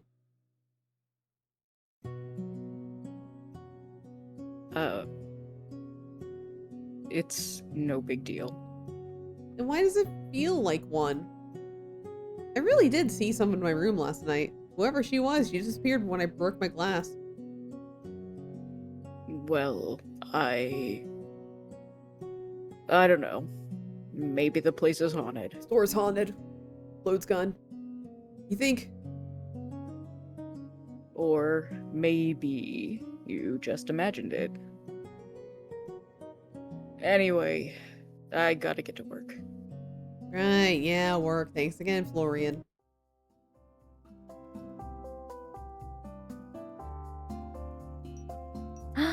Oh! Oh, we have a lot to do. Okay, Okay. Okay, so we have a vintage stuffed Okay. rabbit, probably not haunted. Probably. It's normal, normal and, and common. Hmm. So maybe like 15? Yeah, let's do 15. Yeah, let's do. Yeah, 15's fine. Yeah. Okay, we have an owl plate. You stare, it stares back. Who will win the staring competition? It's normal, common, 6 to 87. Oh God. That's a big range. Oh no. Oh no. Ah. Oh god. Should we? I honestly feel like since we don't really know much right now, Like the maybe like midpoint. mid, Kind of in the middle. Yeah. Yeah. So like, So 40 like 40? Yeah, 40. 42. 42. Yeah. Okay, Christmas bells brooch. Wearing this, it can be Christmas all year round. It's normal, common. I guess, like, 22. 43. Yeah. Yeah. Yeah, 22. 22. Then, mismatched Infinite socks. socks. Seems to produce infinite socks, but none of them ever match. Okay, it is uncommon, Oh my normal. God. 17 to 140. Ooh. Ooh. maybe I- like 80. 80. I think 80. I was What were you gonna say? gonna say Or what? 100 for this one. It's 'Cause it's infinite uncommon. socks. Yeah. 100. Yeah. All right. Okay. All right. Let's Let's see see how we do. Let's see. You get seated behind the counter, ready for today's customers. The bells chime and a customer comes inside. Welcome. A vintage stuffed rabbit is humming. Don't you hear it? Oh. Oh wait, that's Vivi. Oh, Oh, yeah, the vintage stuffed rabbit is humming. Don't you hear it? I think my mom's hands will be happy holding this. That's a weird thing to say. Okay, here you go. Okay, it's sold for the price we Yeah. said. All right. Cool. Back again later, probably. Okay. See you next time. The customer leaves the store. Oh hey, Emmett. Hello, Mixed Marigold. I trust your day as well. You want a giant bucket of socks? Welcome. Excuse me? Oh no. No, I'll pass for now. Perhaps next time. Okay. Do I look like I wear mismatched socks? Oh, yeah. Anyway, I'll check in again soon. Don't forget those taxes. Okay, see you next time. Don't talk to me about taxes, man. Okay. Very important. No one else can. Oh. Aw. Oh. beans. As the sun crested the horizon and day slowly began to turn to night, you turn your open sign to closed. Phew. Another day down. Pretty busy today with 2 people. Oh yeah, I guess. Some days are like that. Other days we're just twiddling our thumbs until we can go home. Frankly, that's more like what I was expecting. I thought an antique store in the countryside wouldn't have a lot of activity. Would an antique store in the city have any more activity? Yeah, maybe. Antiques and thrifting and stuff are pretty popular these days. I always thought it was only old people who liked antiques. What, you don't like them? Looks like a load of junk to me. We have an infinite sock bucket. Yeah, junk. Oh. Junk! You should not say such things, Sir Florian. I really wish you'd just call me Florian. Lady Sylvie has spent her entire lifetime curating this collection of fascinating oddities. It would do you well to hold your tongue if it only spits distaste. Oddities is one word for all of this crap. I mean, you do you, but is there a reason you work here if you don't care about the store? I care about the store and the owner. I don't care about the antiques. Yoran helped me through some shit. Gave me this job when I had nowhere else to go. I appreciate that. Doesn't mean that I have to be into used lampshades and rusty axes and endless sock things. I guess that makes sense. Free socks, though, man. So, speaking of it being busy, though, how do I go about finding more things to sell? We'll run out soon enough, unless I start pillaging the decorations. I don't know. Go steal from someone's trash can, I guess. Do I look like a raccoon to you? Do you really want me to answer that? I do not think that you look like a raccoon, Tater-Toot. Mayhaps you have more qualities similar to a red panda. Your red coat is divine. Thanks, Lucille. Glad someone here appreciates me. Your aunt had a few different avenues for her drunk, I think. I don't really know what the specifics, though. She does have an attic filled with it, though.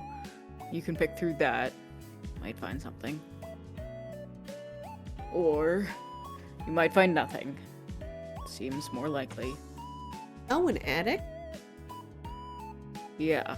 Sylvie's been meaning to sort it out for ages. If you get injured trying to work through the mess, though, it won't be my problem.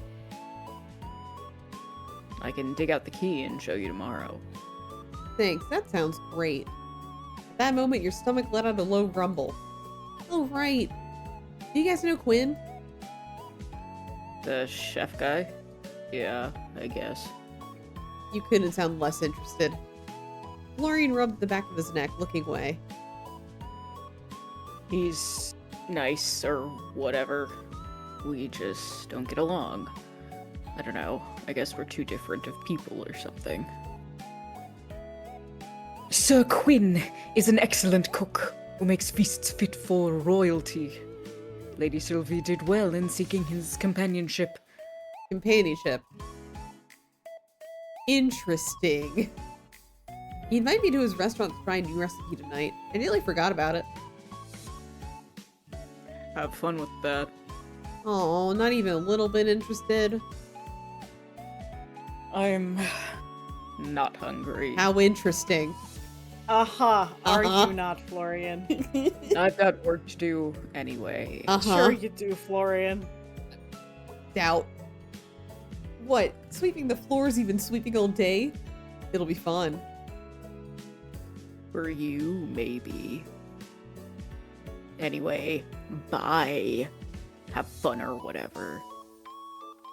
At that, Florian left the room. Lucille? I would be honored, Tater-Toot. In truth, I have already considered offering to accompany you, should you require a guardian for the evening. It is only fitting that I ensure your safety, even over a meal. It's just dinner. I don't think I'll need a guard. Just a friend if that's alright with you. A knight's duty is not bound by circumstance. Whether it is to be a dinner or a battle, I will gladly be your shield. But a friend, indeed, I would enjoy the company. Oh, She's blushing. she's blushing. Perfect. I still haven't managed to take a look around town, so having a guide will save you from getting too lost. Sir Florian has not offered to show you around the settlement. Truly? Well, Truly? or truly? Then please, allow me to escort you through the town and show you its finest landmarks. No harm shall come to you while I am by your side. Sounds like a plan to me. Let's make a whole night of it. A night of it? Oh no, I meant, sure, a night of it. You know what, whatever, a night of it. Huzzah! The town of Willowmist glowed softly under the moon as you and Lucille stepped out into the main street. The air was cool and fresh, carrying the faintest hint of blooming jasmine and the earthly scent of the forest just beyond the town's edge. Somewhere, a distant clock chimed the hour, its tones mellow and unhurried. You couldn't help but think that time seemed to feel slower here. There really was no need to rush, was there? It is a brilliant night for a stroll. Though the weather has begun to cool off, remnants of autumn still remain. Leaves crunched under both of your footfalls pleasantly, singing farewell to their passing season. So, Lucille, how long have you lived in Willowmist? I believe it has been around 3 months now, give or take. Wow, that's very recent. What brought you to town? It is a long and peculiar tale, tete-a-tete. One I am not certain you will believe, but if you wish to hear it, I shall tell it through. This must be related to why she thinks she's a knight. I'd be happy to hear it. Very well. 3 months ago, I was not in Willowmist. In fact, I was not in this world at all. At least, not as it is now. I hail from a time long past, an age of kings and castles, of honor and oaths sworn beneath banners fluttering in the wind. You stared at her, still trying to gauge whether she was pulling your leg or not. But Lucille looked completely and utterly serious. I was engaged in most dire battle when the world itself seemed to shift beneath me. One moment, I stood upon the battlefield. The next, I awoke amidst an unfamiliar sight and sounds of this town. That's... I like to think I'm easygoing, but time travel's a lot to take in. I understand your doubt, and yet I have no reason to deceive you. This armor, these weapons, even my manner of speech, all relics of an age long forgotten. Surely you have noticed their antiquity. You're being serious, aren't you? I swear upon my honor. When I arrived, I had no knowledge of this place or this time. The world I knew was gone, replaced by one of strange machines and customs. She can't seriously be telling the truth, right? A potential ghost in the store, sure. A time-traveling knight. Oh. But I guess she really doesn't have a reason to lie to me. I'll just go along with it for now. That's kind of nuts, you know. Indeed. It is kinda nuts. How'd you manage to adjust? That must have been a lot of change. With great difficulty, I assure you. Your aunt was the first to show me kindness. She took me in, clothed me, taught me the ways of this new world. Were it not for her, I might have been lost entirely. For reasons I cannot explain, I feel as though I was meant to be here. Perhaps fate has a purpose for me still. Damn, that's one way to think about it. You're strong, you know that? Stronger than me. Wish I could go with the flow that easily. I am a knight, tete-a-tete. Adaptation and perseverance, or, as you put it, going with the flow, are the very essence of survival. I have pledged my service to you not only out of duty, but because in this unfamiliar land, you have given me a purpose, and for that I am grateful. Why do you think you are not strong, tete-a-tete? I see no reason to doubt yourself so. Strength is not measured solely by the swing of a blade or the weight of one's armor. It lies in the choices we make, the burdens we carry, and the resolve to continue forward when the path is uncertain. I suppose so. When did you become a knight, Lucille? When I was 7, I was sent to a local lord's castle to begin my training. 7? Man, that's so young. I'm 26 now. I feel like I've done nothing with my life, and feared that I would choose wrong. So much time has passed me by. I've seen friends start families, get married, climb the career ladder. But I'm still the same as I was 8 years ago. Is that why you chose to come to Willowmist? It felt like something I could do, a choice I could make. So I guess so. When I began my training as a squire, a trainer once said to me that there is no shame in fear, only surrendering to it. Your path forward may be unclear at times, Tete-a-Toot, but it is there all the same. Time spent on the journey is no waste. Oh, this is a heart by it. Oh. I mean, obviously, we have to pick that. Clearly, it's girls' night. So, It's girls' nights. so we gotta do the heart option. Thanks, Lucille. You know how to charm someone, you know that. Charm, you honor me with your words. I merely speak from the heart. If it brings you some degree of comfort, then that as well. See, you're still doing it. The way you speak is so romantic. Romantic? I'm not sure how to explain it. You're just so effortlessly charming.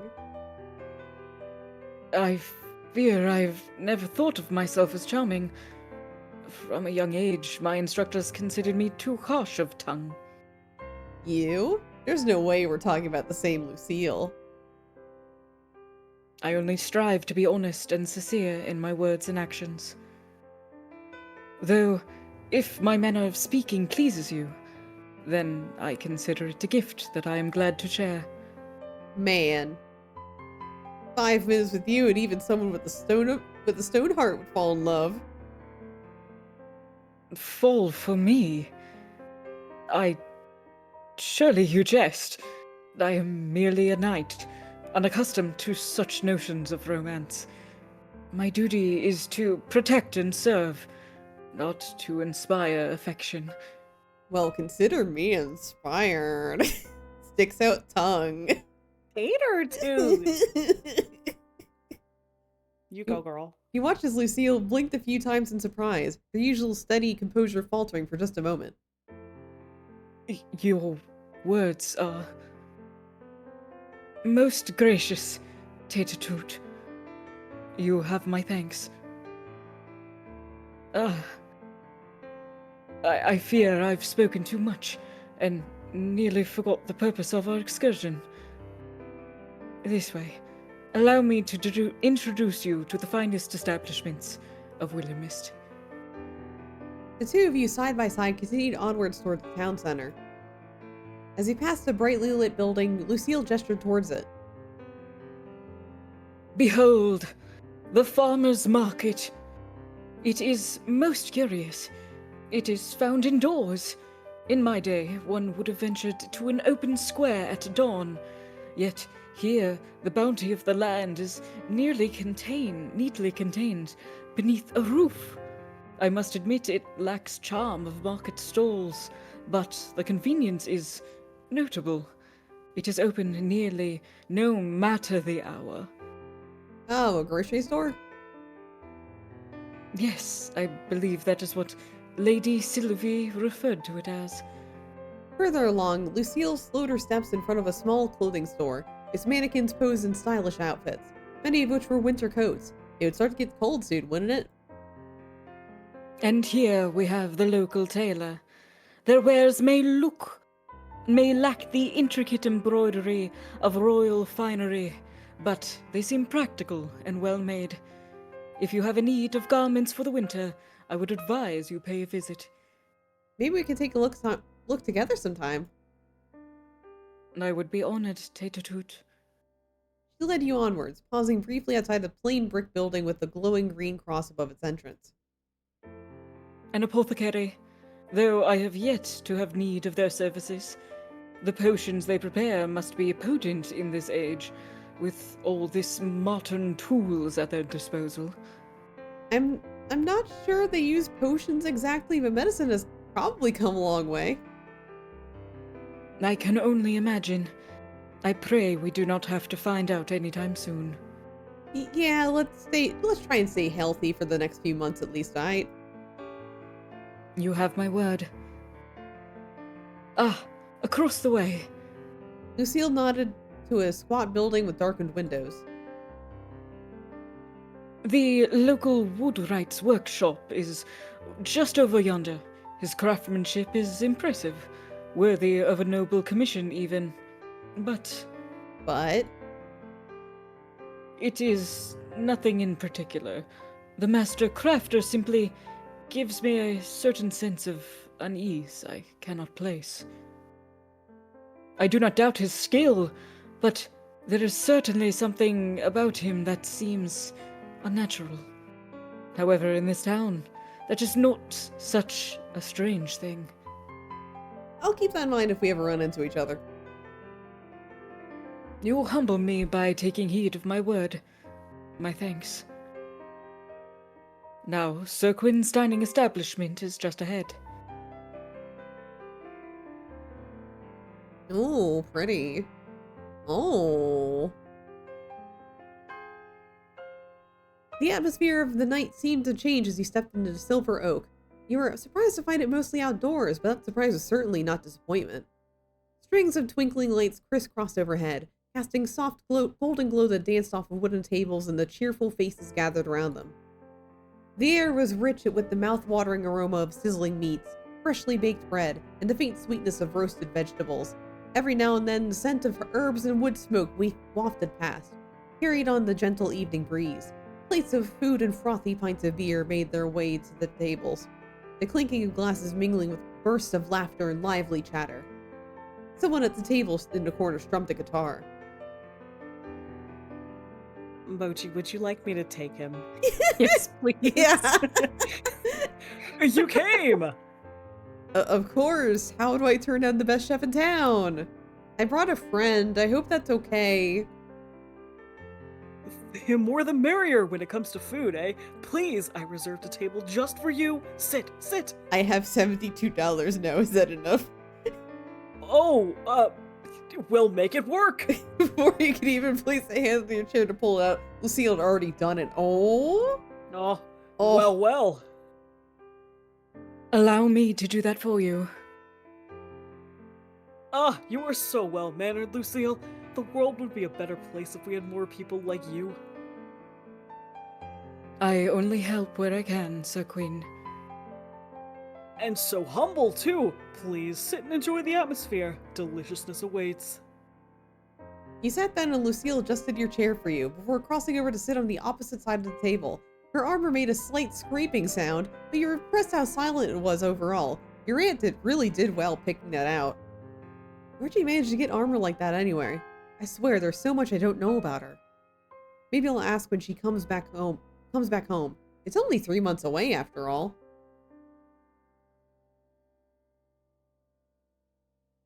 Oh. Oh. Oh. my. Oh. Hello. Oh, she's cute. Hello. You seem deep in thought, Tate-a-toot. Oh, my bad. I was just thinking about my aunt. A fair topic to be consumed by. Your aunt is a wonderful woman. I'm almost jealous of you and Florian, you know? Jealous? You two honestly know her better than I do. All we know each other from is letters. Even now, I haven't seen her in what, 21 years? That is indeed a long time to go without seeing one's own family. Yet, you cannot deny the bond that you shared through your letters. A connection nurtured by words alone is no less meaningful. Yeah, but it's different, isn't it? I know her as my quirky aunt from the countryside who likes herbs and crystals. You, this town, really know her. Everyone I've spoken to seems to look up to her. She is the best of Willowmist. I do not think it is an exaggeration to say that this town would not flourish as it does without her.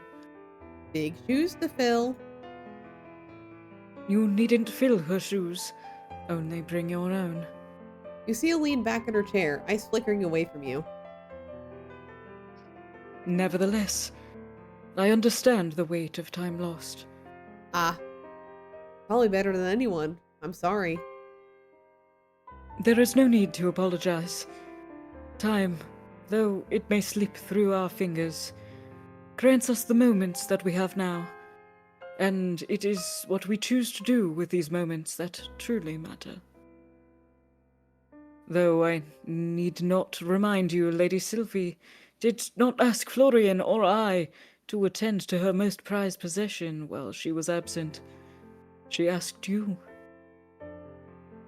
In truth, it is part of the reason that I have so quickly trusted in you. Lady Sylvie herself believes in you. She could have at least left me some instructions if she believes in me so much. Forget about talking about me anyway. I'm more interested in knowing about your knightness. Do you truly find it so interesting? I do. So can you really use that sword, and is your armor heavy? Both good questions. Yeah. Yeah. I'm assuming that she knows how to use the sword, though. Oh, Vaughn? Yeah. Oh.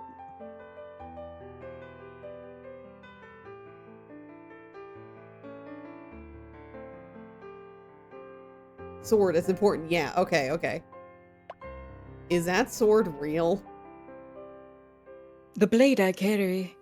Indeed, it is the same one that I used in the battles of my youth. Youth hardly sounds like the right word. You look so young. Your words are most gracious, though I assure you, my youth has long since passed. Were it up to my mother, and I had not chosen the path of a knight, I would have married many years ago. She often reminded me that a sword makes a poor companion, though I suspect she underestimated how loyal a blade can be. It's nice to know that despite the year, mothers are just like that. Your mother also wishes you to marry. Probably. I think it has more to do with wanting grandchildren than wanting me to get married. Both of my mothers wanted. But anyway, about that sword. You can really use it? Like, use it? I assure you, my training has not gone to waste. This blade has seen me through many trials, and though I pray it will not be necessary in this time, I am prepared to wield it should the need arise. Okay, I don't think I'll need you to stab anyone, but I do appreciate the offer. I will endeavor not to stab anyone in your presence. In my presence? In your presence. Oh, okay. Maybe just not at all. That's illegal. In your presence. At that, she cracked a smile. I carry a sword, not as an act of aggression, but a promise of protection. I would never harm another who was not deserving of it. I could hardly be called a knight otherwise. Make me want to see you swing that thing. I bet it'd be really cool. Perhaps one day, should the need arise, I shall demonstrate. Until then, rest assured that my skills remain sharp. Okay, is your armor heavier so knights are allowed to get married? Ooh. I mean, I think we need to do a girls' night choice here. yeah. Yeah. Yeah. Yeah. Sorry, but I've gotta ask. Knights can get married? Indeed, though there are some limitations.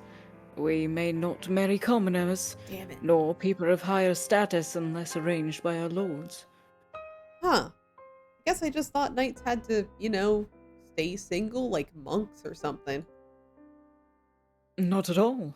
While some knights do choose to forego marriage in favor of their duties, it is not a requirement. We are permitted to wed, provided the union aligns with the expectations of our station.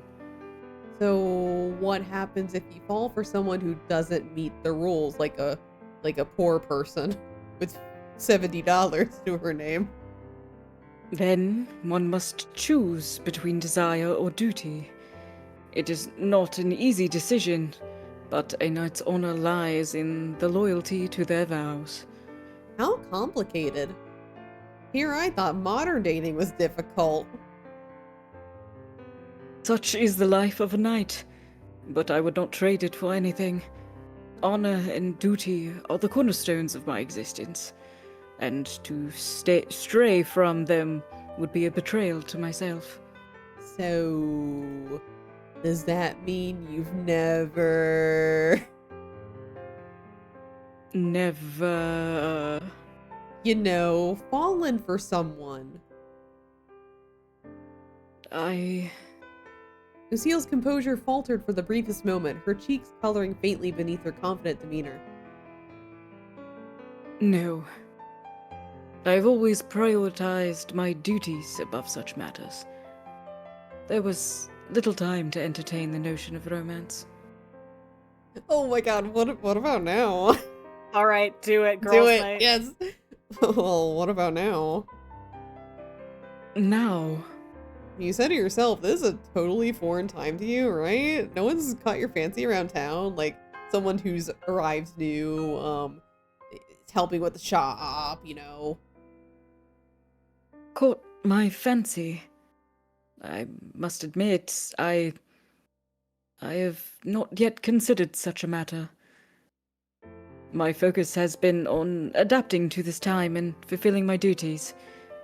No matters of the heart seem secondary to ensuring that I can serve and protect those who place their trust in me. That's a very knightly response. I am a knight after all. Though... perhaps it would not be unwelcome to find such a connection. I almost can't imagine you with a crush. Neither can I, truthfully. Oh, is your armor heavy, by the way? Is that heavy? Seems like a lot to walk around at all hours of the day. For one not accustomed to such weight, perhaps. But I have borne this weight since my youth. It feels as natural as the air I breathe. She glanced at her polished armor, her expression thoughtful. Truthfully, this set is quite light compared to the one that I wore when I first arrived in Willowmist. That armor was forged for battle, with heavy plating and chainmail beneath. And it carried far more than its own weight. Every dent and scratch held a memory of the field or my training. So this must be like casual wear to you, huh? In a sense, yes. I find it reassuring, in a way. Wearing it reminds me of who I am, no matter how strange this time may seem. I don't think I could ever even stand upright in something like that, let alone move around so gracefully. Grace comes with time and practice, my friend. Though, I suspect you would carry it well, should you ever wish to try.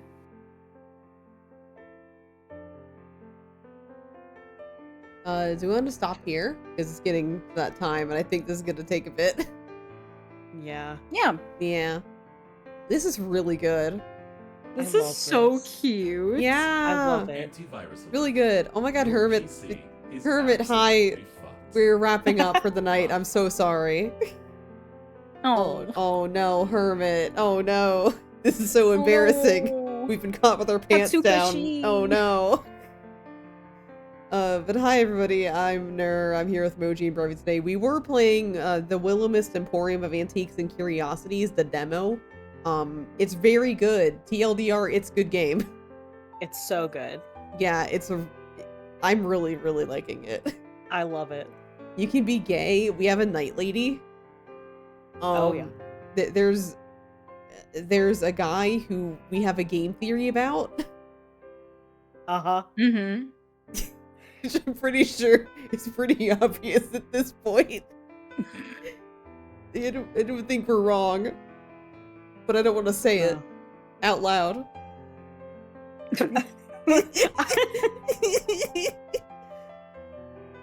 Anyway, so but this game's on. It's I don't know what they're doing with this one. I don't know. Like I know it's a demo, but I'm not sure what they're because you know some people are doing the like the Kickstarter route, and some people are doing like the we'll just release it on our own route. But it's here. You can wishlist it. Here, fly. So I'm not sure what they're planning on for this one, but wishlist it, and you'll probably hear news when they do something with it. You know. But yeah, Yay. so good game. Yeah, we're gonna go find someone to raid. And I think we're gonna raid Check tonight, because Check's still streaming. Nice. Yeah. Check's playing Pokemon. Enjoy the Pokemon. Yeah, next week we'll probably... sorry, like, holidays are coming up, so I'm, like, checking the calendar. Okay, we should still be fine for next week. So, maybe, I don't know. But next week, maybe Impey? Maybe, Yeah. hopefully. Hopefully You won't Impey. get lost again. I mean, I have stuff if we get lost. Like, don't worry. I have like a camping tent to like, if we get too lost, we'll just like pitch a tent and like play something else. Perfect. Yeah, Sounds good. always good. But probably Impey, maybe not. I don't know. We'll find out. Like things get a little dicey with holidays coming up, so not everybody can be here. That's fine. But yeah.